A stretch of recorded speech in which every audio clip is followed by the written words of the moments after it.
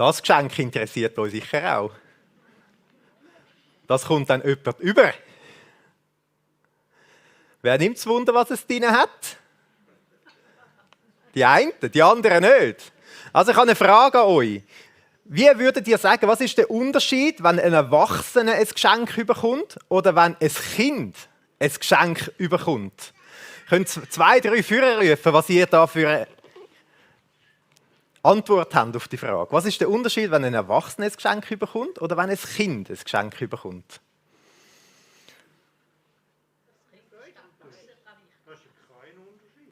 Jemand sagt, es ist kein Unterschied. Jemand hat gesagt,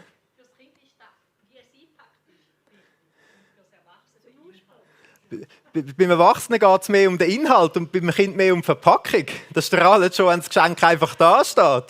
Ja, dann müsst ihr euch aber wundern, was da drinnen ist, weil ich habe ja gesagt, es kommt dann jemand rüber.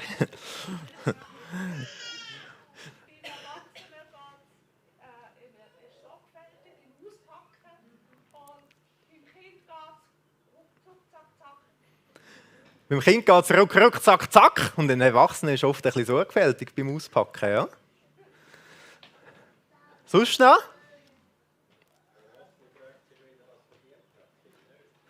Das Kind nimmt es einfach an und der Erwachsene fragt sich, wie er es verdient hat.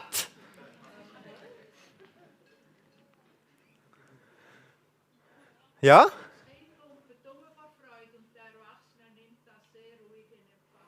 Bei den Erwachsenen geht es ein bisschen ruhiger zu und her und das Kind kommt um vor Freude. Also ich kann das von meinen Kindern her bestätigen, wenn die ein Geschenk bekommen, dann leuchten die Augen so. Und wenn es auf den Geburtstag oder auf Weihnachten zugeht, dann sind Geschenke ein riesen Thema. Ein riesen Thema. Heute geht es auch um Geschenke. Ich habe einen Bibeltext, den wir zusammen anschauen wollen, zu dem Thema, wie Jesus liebt. Und es ist wunderbar, dass wir heute gerade zu dem Thema uns Gedanken machen können, weil der Bibeltext, den ich vorher schon vorgelesen habe, wie Jesus Kind segnet, genau um diesen Bibeltext geht es. Da zeigt einiges darüber, wie Jesus liebt und es hat auch etwas mit Geschenk zu tun. Ich möchte den vorlesen. Nochmal aus dem Markus 10, ab Vers 13. Wer die Bibel dabei hat oder die noch führen im Livestream, kann man sie gerade nehmen und auch mitlesen oder auch da auf der Folie. Es wurden auch Kinder zu Jesus gebracht. Er sollte sie segnen. Aber die Jünger wiesen sie barsch ab. Als Jesus das sah, war er ungehalten. Lasst die Kinder zu mir kommen, sagte er zu seinen Jüngern. Hindert sie nicht daran, denn gerade für solche wie sie ist das Reich Gottes. Ich sage euch, wer das Reich Gottes nicht wie ein Kind annimmt, wird nicht hineinkommen. Und er nahm die Kinder in die Arme, legte ihnen die Hände auf und segnete sie. Ein kurzer Bibeltext, gerade wenn es um Segnung geht, liest man den oft und freut sich über die, wie Jesus mit den Kindern umgeht. Und es steckt aber ganz viel auch weiter in diesem Bibeltext drin, wo ich euch einladen will, dass wir das zusammen entdecken können, dass wir zusammen entdecken können, was Jesus uns heute durch diesen kurzen Bibeltext sagen will. Und darum möchte ich auch mit einem Gebet in die Predigt starten. Danke, Jesus, dass du uns heute beschenken willst, mit etwas, was du uns mitgeben willst. Und wir bitten dich für offene Herzen, genau für das, was du reden willst. Amen. Es sind mir 4 Sachen aufgefallen in diesem Bibeltext, die ich gerne mit euch teilen will. Und alle anderen Sachen, die mir auch aufgefallen sind, die sparen wir uns für ein anderes Mal auf. Das Erste, was mir aufgefallen ist, es hat da die Situation mit diesen Jüngern. Und wir fragen uns, wieso sind die Jünger da so barsch? Was läuft da mit denen? Wir wollen uns ein bisschen in die Situation hineinversetzen, wie das da zu und her gegangen ist mit diesen Jüngern. Also das sind die Jünger. Und offensichtlich werden Kinder gebracht zu Jesus. Jetzt muss man wissen, damals war das üblich, dass man Kind zu Jesus, zu jemandem hingebracht hat, zu einem Rabbiner, um sie segnen lassen, quasi zu einer Art Geistlichen, zu einem jüdischen Pfarrer oder so. Also das ist üblich, dass man das gemacht hat. Die Eltern haben gedacht, da kommt Jesus, der hat vielleicht irgendwie eine geistliche Autorität oder so. Wir wollen, dass er unsere Kinder segnet, wie man das damals gemacht hat. Es ist aber auch bekannt, dass gerade in der damaligen Zeit die Kinder nicht so einen hohen Stellenwert hatten. Das ist eigentlich erstaunlich, weil im Judentum haben ursprünglich Kinder einen sehr wichtigen Stellenwert. Es heißt sogar, auch Kinder sind eine Gabe des Herrn, ja Fruchtbarkeit ist ein großes Geschenk. Also eigentlich in der israelitischen Tradition sind Kinder sehr wichtig gewesen. Aber das hat sich irgendwie zurückgebildet und zu der Zeit von Jesus hat man eher von Kindern gering geredet, hat man sie für gering erachtet. Mädchen bei 12 und die Buben bei 13, offensichtlich ist die Reife damals schon, bei den Mädchen ein bisschen früher gekommen. Da sind sie nachher im Alter gewesen, um im Gesetz unterrichtet zu werden. Und ab dort ist langsam der Stellenwert dann aufgegangen von den Kindern. Aber vorher, man liest zum Beispiel, dass es eher Zeitverschwendung ist, sich mit Kindern abzufinden und mit ihnen zu spassen und lustig zu haben. Das ist so die Situation und da können wir uns fragen, ja, wieso haben die Jünger so reagiert? Haben sie einfach gedacht, ja Kinder, die sollen warten, bis sie 12 oder 13 sind, bis sie ein bisschen älter sind? Haben sie sich echt dafür gering erachtet? Was sind echt ihre Beweggründe da dahinter gewesen? Oder man kann sich auch fragen, ja, haben die Jünger echt die Aufgabe, die sie hatten, zu ernst genommen? Offensichtlich haben sie irgendwie müssen wie regeln, wer kommt zu Jesus und wer nicht und haben da dafür gesorgt. Vielleicht haben sie in einer Art wieder einen Terminkalender angeführt und haben geschaut, oh, da hat es jetzt keine Zeit. Hat es keine Zeit, um zu Jesus zu gehen. Ich weiss nicht, ob ihnen vielleicht die Aufgabe so wichtig war in dem Moment. Vielleicht ist uns manchmal unser Terminkalender auch wichtiger, als zu Jesus zu gehen. Oder eine Begebenheit, die kurz vorher war. Jesus hat sie gefragt, die Jünger, sagt mal, wer denkt ihr, dass ich bin? Und die Jünger haben gesagt, du bist der Messias, der Gesalbte. Sie haben etwas erkannt. Sie haben in Jesus erkannt, dass mehr da ist, als einfach ein Mensch, ein Rabbiner, ein Lehrer. Vielleicht haben sie gedacht, okay, wenn Jesus ja der Gesalbte, der Messias ist, der, wo wir lange darauf wartet, ja, dann hat er doch keine Zeit, um sich um Kinder zu kümmern. Dann hat er doch eine viel wichtigere Aufgabe. Vielleicht haben sie nicht verstanden, für was der Messias will kommen. Egal, wie das ihre Beweggründe waren, sie werden irgendwelche Beweggründe haben. Sie haben in dem Moment falsch reagiert, wie wir an der ganzen Begebenheit sehen. Und das ist mein erster Punkt, den ich mit euch teilen will. Entscheidend ist nicht so, wie die Menschen, wie die Jünger, wie die Jesus-Nachfolger, wie die Christen reagieren, was sie machen, sondern entscheidend ist immer das, was Jesus tut und was Jesus wirkt. Nicht das, was irgendwelche Christen machen, ist das Wichtige, sondern das Wichtige für das persönliche Leben ist das, was Jesus tut. Und ich sehe, das ist heutzutage ein Punkt, der vielen Menschen sehr wichtig ist.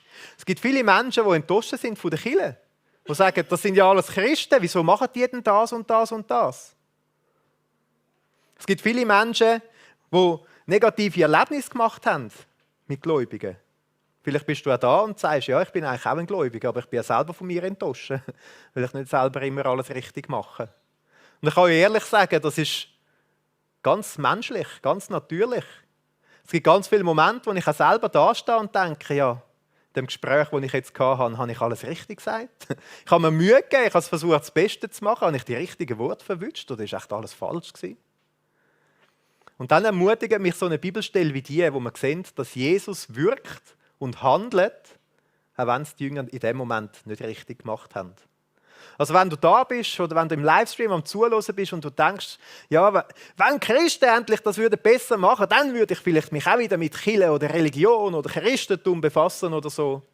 Dann möchte ich dich ermutigen, das Entscheidende ist nicht das, was die Menschen machen, sondern das Entscheidende ist das, was Jesus macht.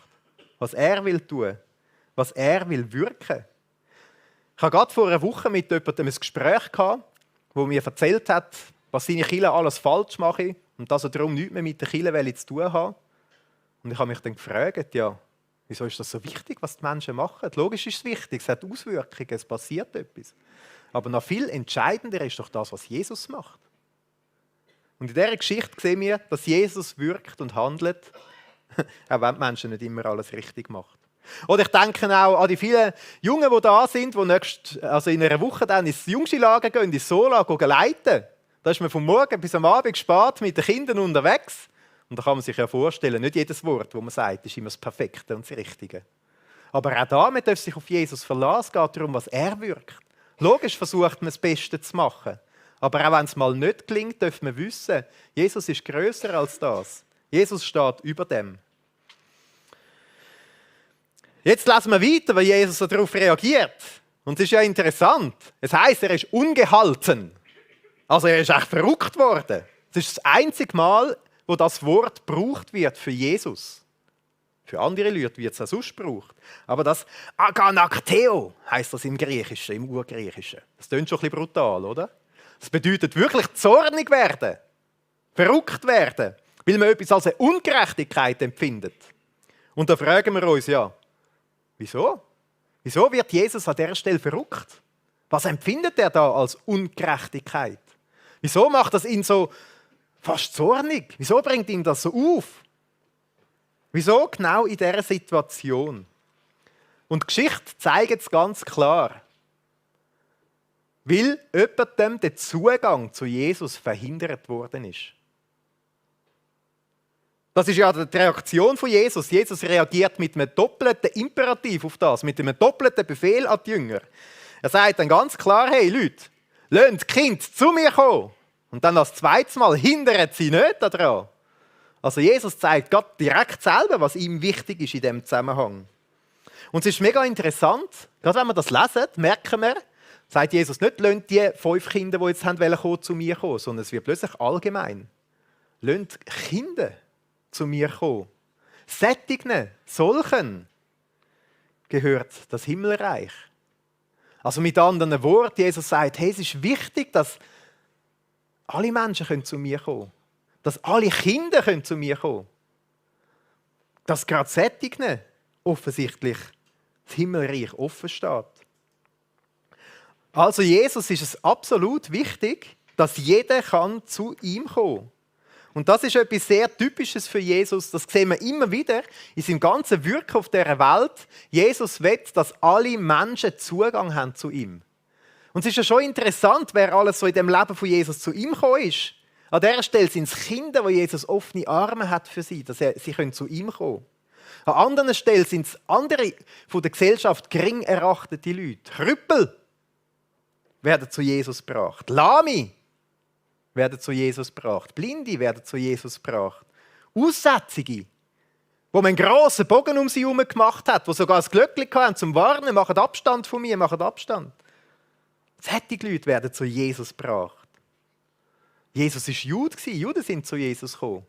Aber auch ein römischer Hauptmann ist zu Jesus gekommen. Ein aufständischer Zelot ist mit Jesus unterwegs gewesen. Männer sind zu Jesus gekommen, Frauen sind zu Jesus gekommen, Besessene sind zu Jesus gekommen. Leute, die mit finsteren Mächten im Kontakt waren, sind zu Jesus gebracht worden.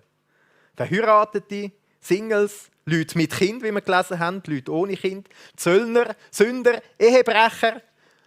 Und der Verräter hat sogar 3 Jahre mit Jesus unterwegs sein, ganz in seiner Nähe. Also wenn die Bibelstelle etwas zeigt, dann, dass Jesus will, dass jeder zu ihm kommen kann.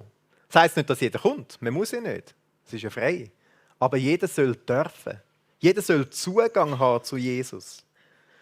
Vielleicht bist du heute da und denkst, hey, ja, stimmt. Genau das habe ich erlebt in meinem Leben. Ich habe erlebt, wie Jesus gerade für mich offene Arme hat und wie ich zu Jesus kommen durfte und ich ein Teil geworden bin von seinem Reich. Dann möchte ich dich ermutigen, genau diese offene Haltung auch mitzunehmen im ganzen Leben. Manchmal sind es ja wir Menschen, die dann auch den Zugang verwehren, wo wir denken, hey, mein Nachbar ist ein bisschen komisch, ich weiss nicht, ob der wirklich zu Jesus sollte kommen. Oder der bei der Arbeit, ich glaube, bei dem klappt das eh nicht, keine Ahnung. Aber das entscheiden nicht wir Menschen, sondern jeder Mensch soll einen Zugang haben zu Jesus. Und das ist wichtig, dass wir da auch offen sind. Dass wir offen sind, dass jeder zu Jesus kommen darf. Vielleicht bist du aber da und fragst dich, ja, hat Jesus echt wirklich auch für dich offene Arme?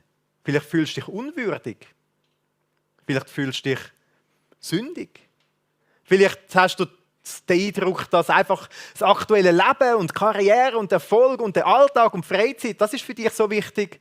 Kannst du denn überhaupt mit dem zu Jesus kommen? Müsste er dir da nicht viel wichtiger sein? Dürfen wir so einfach zu Jesus kommen? Dann möchte ich dir sagen, Jesus ruft genau heute dich mit deinem Namen. Jeder darf zu ihm kommen. Er hat für jeden offene Arme. Das ist doch etwas Schönes, wenn wir heute Segnungen feiern für die Noemi und für den Matteo. Gott hat offene Arme für sie, sie dürfen zu ihm kommen. Aber auch für jeden, der da ist, egal wie jung oder alt das man ist, Jesus hat offene Arme. Jeder darf zu ihm kommen. Aber keiner muss. Und was auch klar wird, man soll es nicht aufschieben. Jesus sagt, genau Sättigen gehört das Himmelreich. Das meint nicht, ja, die armen Kinder sind jetzt so ein bisschen klein und so, die verstehen ja eh nichts. Sollen sie halt warten, bis sie 12 und 13 sind, hat ja noch ein bisschen Zeit alles, dann sollen sie irgendwann kommen.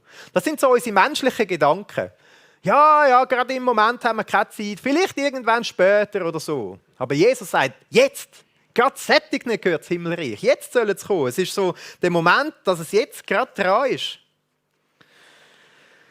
Und dann lassen wir ja das Interessante über das Himmelreich.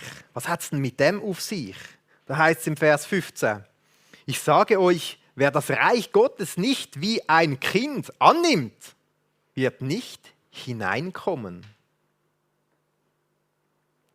Annimmt, wie ein Kind annimmt. Wir haben vorher darüber nachgedacht, wie nimmt denn ein Kind ein Geschenk an? Mit strahlenden Augen, freut sich, es packt es gerade aus. Jemand hat gesagt, wir Erwachsenen, das ist vielleicht der Inhalt wichtiger. Ich habe das Gefühl, wir Erwachsene sind manchmal ein bisschen kritischer, was Geschenke betrifft. Oh, was ist echt da drin? Oh, mit was habe ich das verdient, hat jemand gesagt. Oder was könnte es echt sein? Also das kommt nachher auch jemand über. Ich bin sicher, der eine oder andere von euch hat schon gedacht, oh, will ich echt das überhaupt, was da drin ist? Oder was könnte echt das sein? Das würde das Kind einmal nie sagen, oder? Da würde es sagen, oh, das Geschenk, das will ich haben. Manchmal sind wir Erwachsene auch ein bisschen kritisch.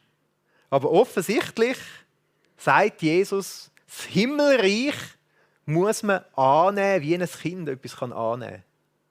Voller Freude, voller Neugier, voller Offenheit, voller Dankbarkeit. Meine Kinder sind schon ein bisschen grösser als die beiden, die wir da vorne hatten, aber ich glaube, sie haben sich noch nie gefragt, habe ich das verdient? Im Gegenteil, sie würden sagen, oh, habe ich nicht noch ein bisschen mehr verdient? So vielleicht eher. Voller Freude, beschenkt zu werden. Das ist so die Haltung, beschenkt werden mit dem Himmelreich.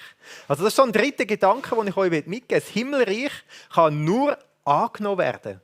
Man kann es sich nicht verdienen, man kann es sich nicht erarbeiten, man kann es sich nicht erkämpfen, man kann es sich nicht irgendwie sonst aneignen, man kann nicht selber dorthin kommen, sondern es ist ein Geschenk. Das Himmelreich ist und bleibt immer ein Geschenk. Auf die einen Seite macht es das wunderbar, weil es heisst, es ist wirklich für jeden da. Auf die andere Seite ist das für gewisse eine richtige Herausforderung. Wenn man versteht, was Himmelreich ist, das einfach anzunehmen.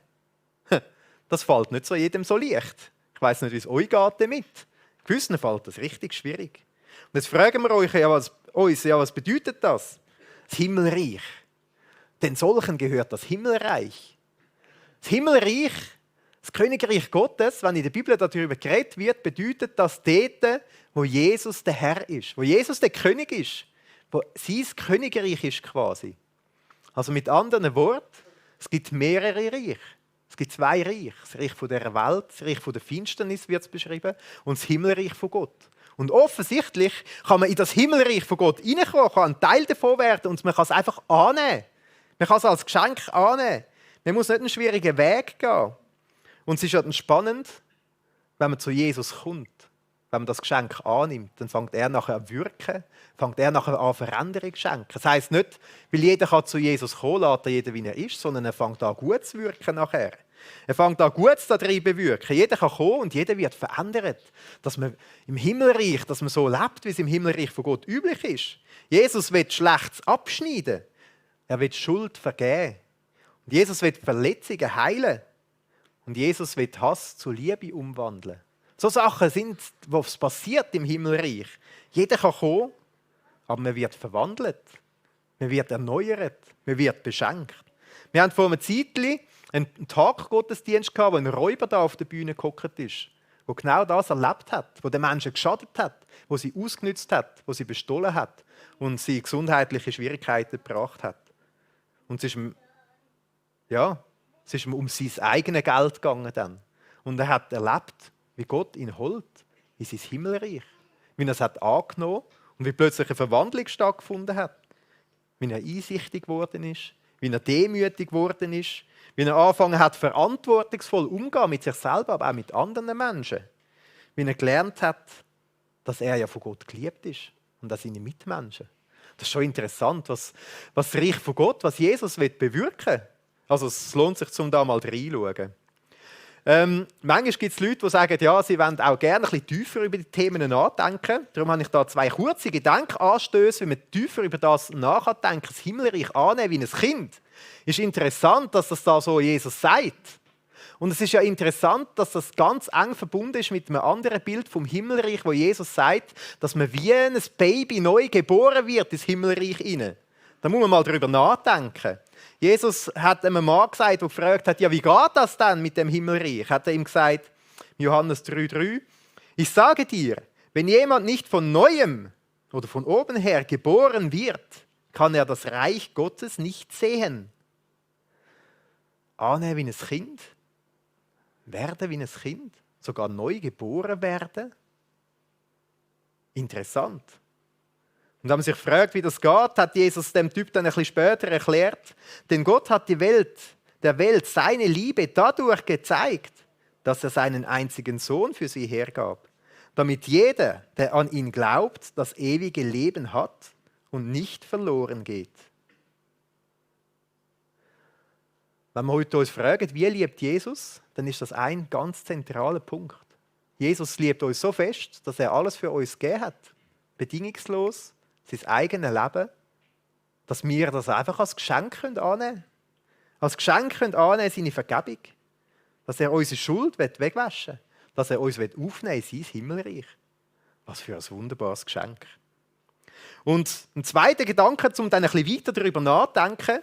Vielleicht gibt es auch Leute, die da sind und sich fragen, ja, mit dem Christentum, könnte das wahr sein? Könnte das stimmen?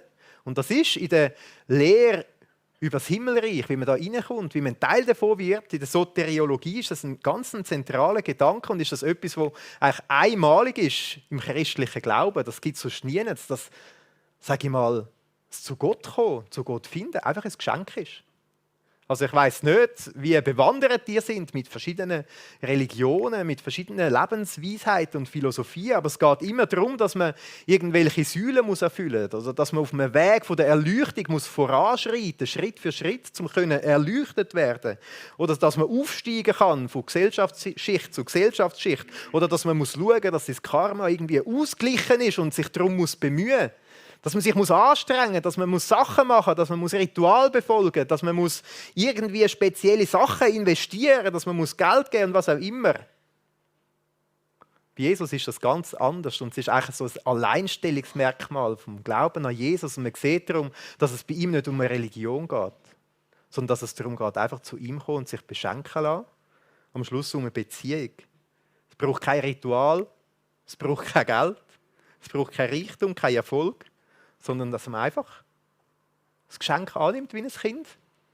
Es lohnt sich, da mal ein bisschen darüber nachzudenken, was da so Spezielles ist am Glauben an Jesus. Ich möchte ein kurzes Zitat vorlesen von Adolf Pohl. Er bringt das sehr schön auf den Punkt. Das ist also die geistliche Vollkommenheit des Kindes. Gott nötig haben in allem, bis auf den Grund. Darin standhalten und sich das Abba, Vater, Papi, schenken lassen. Das ist es. Und jetzt sehen wir, wie Jesus reagiert hat in dieser Situation. Er hat das den Jüngern gesagt, offensichtlich sind die Kinder dann gekommen. Und dann er nahm die Kinder in die Arme, legte ihnen die Hände auf und segnete sie. Das als ein letzter Gedanke zum euch mitgeben, vielleicht ist auch das dran, vielleicht ist das, was Jesus dir heute mitgeben will. Jesus liebt, indem er offene Arme hat, indem er in die Arme nimmt und indem er segnet. Das ist so, wie Jesus liebt. Jesus liebt auf vielfältige Art und Weise und das ist ein Beispiel davon. Jesus liebt, indem er in den Arm nimmt und segnet. Und das kann jetzt ganz Vielfältiges bedeuten. Vielleicht bist du da und denkst, ja, die Liebe von Jesus. Wie ist das mit dieser Liebe von Jesus? Du hast heute ein paar Sachen darüber gehört, was Jesus gemacht hat, was er gegeben hat. Aber vielleicht kommt es manchmal gar nicht so im Herzen an. Vielleicht gibt es so Situationen im Alltag. Dann möchte ich dich ermutigen, an einen Ort sitzen, im Gebet zu Jesus zu gehen und zu sagen, Jesus, zeig mir deine Liebe. Ich habe so einen Sessel bei uns zu Hause. Gerade am letzten Donnerstag bin ich dort hingehockt, habe noch ein bisschen Bibel gelesen und habe gesagt, Jesus, ich brauche dich. Und in dem Moment war es so wie ein Moment, wo er mir seine Liebe gezeigt hat, dass er mich liebt. Und ich habe so wie gespürt, dass er nahe ist, dass er so wie seine Arme um mich legt. Und das ist so etwas Schönes, wenn wir einfach zu Jesus gehen dürfen und uns lieben lassen. Aber wir sind heute auch da, wir segnen, wir Kinder segnen. Vielleicht ist es auch einfach der Gedanke, hey, wenn Jesus offene Arme hat, zum anderen Liebe. Vielleicht ist das genau auch unser Punkt, dass wir offene Arme haben für unsere Kinder, um ihnen Liebe weiterzugeben. Das ist noch interessant, ich habe gerade diese Woche in so einer Zeitschrift gelesen, wo jemand schreibt über Erziehung. Und gerade im Zusammenhang mit so offenen Armen haben, finde ich, das passt mega gut. Da heißt es, alle wollen das Beste für das Kind. Was wäre dies aus Ihrer Sicht? Das wird da der Andreas Link, er leitet die Schweizerische Stiftung für Familie, wird gefragt. Und seine Antwort: Das Beste für das Kind ist für mich, Vereinbarkeit auf der Basis einer biblisch orientierten Pädagogik zu verstehen. Ich fasse sie mit dem Satz zusammen. Das ist jetzt gut, jetzt muss man nicht alles verstehen, sondern jetzt kommt die Zusammenfassung. Lass mich los und halt mich fest. Bereits bei der Geburt wird der Mutter das Kind ein Stück weit entnommen. Gut ist, wenn es immer wieder zurück zur Mutter kommen kann, bedingungslos. Und noch besser, wenn die Mutter nicht nur da ist, sondern es versteht, die Bedürfnisse des Kindes zu erkennen und zu stillen. Denn das ist wesentlich wichtiger als die pure Präsenz. Gut aber auch, wenn das Kind ein Ziel außerhalb der Mutter, eine zweite verlässliche Person, den Vater. Bindung ist nicht da, um das Kind festzuhalten, sondern um einen Hafen zu begründen. Das finde ich so ein schönes Bild. Das sind offene Arme, oder? Da kann man kommen, umarmt werden, aber man kann auch wieder gehen. Die Welt entdecken. Einen Hafen zu begründen, wohin das Kind emotional jederzeit zurückkommen kann. Das schafft unabhängige und selbstbewusste Kinder, die nicht in falscher Weise von einem der Pole abhängig sind. Sie müssen sich weder von der Welt noch von ihren Eltern lossagen, sondern haben inneren Halt und Mitte. Da kann man noch ein bisschen drüber nachdenken, aber einfach das als Gedanke, offene Arme haben. Offene Arme, wo man kommen kann, wo man wieder gehen kann. Das ist für mich Jesus. Zu ihm kann ich kommen, er hält mich fest. Er zeigt mir seine Liebe. Und er lässt mich die Welt entdecken, was es zu entdecken gibt. Vielleicht bedeutet es auch, selber zu segnen, andere Menschen zu segnen, die eigenen Kinder zu segnen, ihnen Hände auflegen, Gott bitten, dass er sich ihnen zuwendet. Sagen aus der Bibel ihnen zusprechen. Sagen, was man von Gott erbitten will. Bewusst Gottes Schutz erbitten. Die Kinder, Menschen Gott anbefehlen. Einander segnen in der Kleingruppe, in der Familie und Erwachsenen. Einander zu lieben, indem man einander segnet. Da will ich euch auch ermutigen dazu. Segnet einander. Segnet einander. Gott anbefehlen, einander Gott anbefehlen, dass er schenken möge.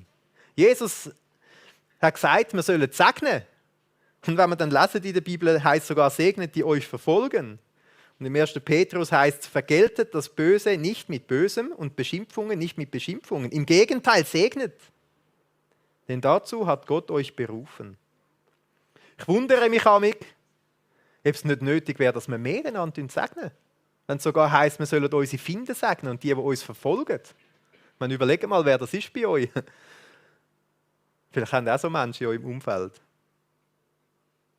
Aber wenn wir sogar die segnen sollen, wie viel mehr dann die Leute, die uns näher stehen. Ich möchte zum Schluss kommen. Das sind so 4 kurze Gedanken zu dem Abschnitt. Es gibt noch mehr zu entdecken da drin. Vielleicht gibt es genau einen, wo Jesus dir heute mitgeben will. Wahrscheinlich nicht gerade alles aufs Mal zusammen. Einfach den Gedanken, zu Jesus zu kommen. Er hat offene Arme. Und vielleicht selber auch so offene Arme haben, wo man umarmen kann, wie einen Hafen aber wieder senden. Ein zweiter Gedanke, das Himmelreich kann nur angenommen werden wie ein Geschenk. Und jetzt würde ich schon gerne das Geheimnis lüften um das Päckchen da. Wer will das Päckchen gerne annehmen? Also der Erste, der da vorne ist, der darf es haben.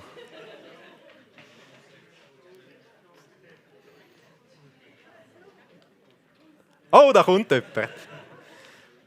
Magst du auf die Bühne rauf? Super.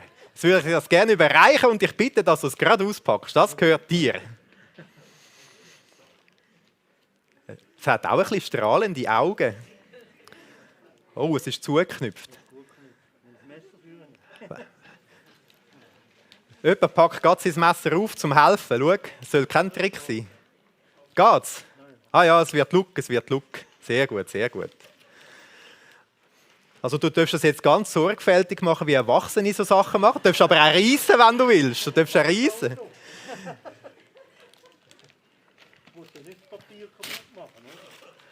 Sind wir gespannt, ob etwas rausgumpelt oder echt etwas Gutes drin ist.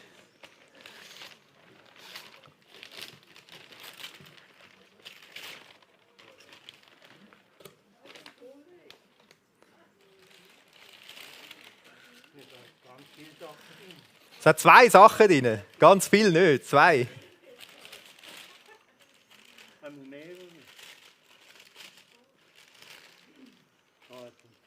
Ein Zopf. Also man muss ihn nicht gerade jetzt essen. Aber mitnehmen, das ist wichtig.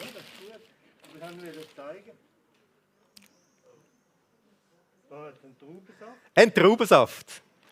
Sonst hat es nur noch Papier. Das darfst du gerne mitnehmen, das Papier darfst du da lassen, wenn du willst. Ein Applaus für seinen Mut, dass er das Geschenk abgeholt hat. Danke dir. Das darfst du da lassen, ja.